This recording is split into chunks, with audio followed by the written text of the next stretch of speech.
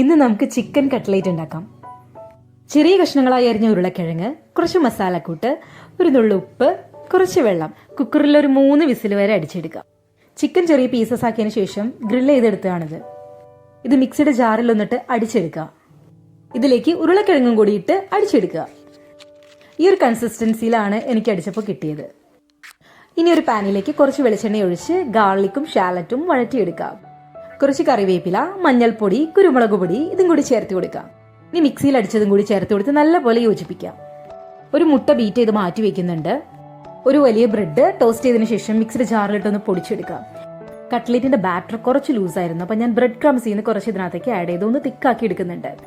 ഇനി ചെറിയ ഉരുളകളാക്കി എടുത്ത് ഒരു റൗണ്ട് ഷേപ്പിൽ പ്രസ് ചെയ്തെടുക്കാം. ഇത് എഗ്ഗ് ബീറ്റ് ചെയ്തതിലൊന്ന് മുക്കിയെടുത്ത് ബ്രെഡ് ക്രംസ് ഒന്ന് കോട്ടാക്കി എടുക്കാം. ഇനി ഇതൊന്ന് ഷാലോ ഫ്രൈ ചെയ്തെടുക്കാം. ബാക്കിയുണ്ടെങ്കിൽ നിങ്ങൾ അങ്ങ് പൊരിച്ച് കഴിച്ചോ, കട്ട്ലേറ്റ് റെഡി ആയിട്ടുണ്ട്.